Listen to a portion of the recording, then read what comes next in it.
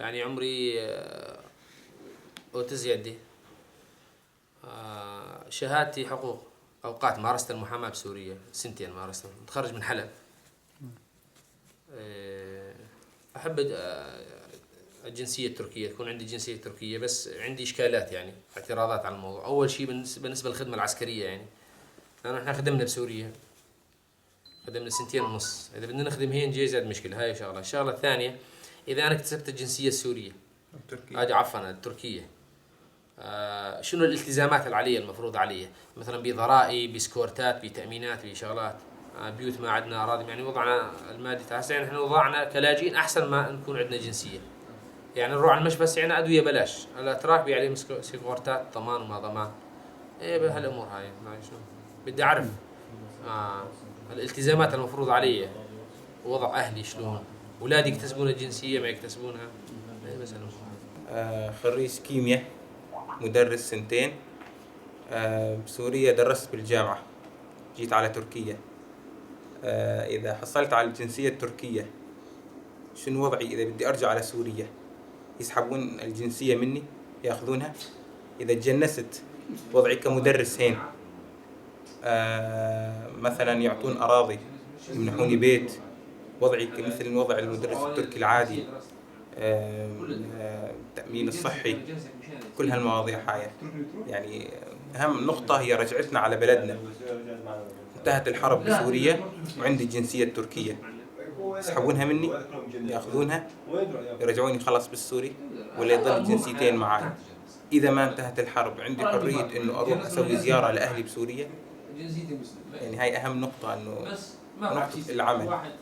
مثلا كوضعي إنه كمدرس أقدر أكمل دراستي بالجامعات التركية ولا أعتبر أجنبي؟ بو 4 سال ام هاتن نفر مزرعات مهندس خلاص كري سوري شيف هون جيرت بيجن مخوند يعني ما خلاص كر ام هاتن فر اجا ام هاتن فر انها يعني بيع عيشت انساني خوندي يجي نكان حرتشتي بشغل ايش بكي كار بكي يجي بلكي هون علي كريم مر بكن يجبو شهاده ما ايه مخوند السوري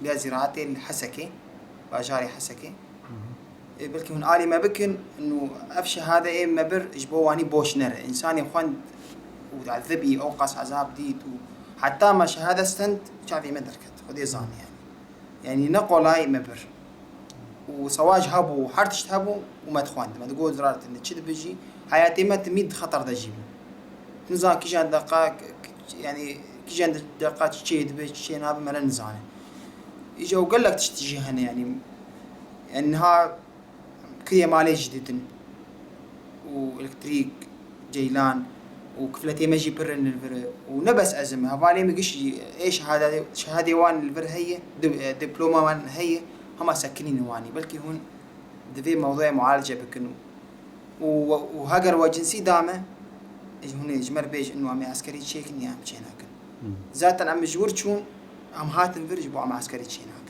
يعني مرة سربست كان مثلا وقت شواش تربيج مثلا كان هر حجي خاصة سوري بو كان صال محروم من كان هر الحجي نا أبي وان هي نتشك وان هي كان ذاك من باجارك مرة كان مثلا بعضي باجارك دنده تخاز هروي ببيني محتاج وطن دش جومي هب كان هروي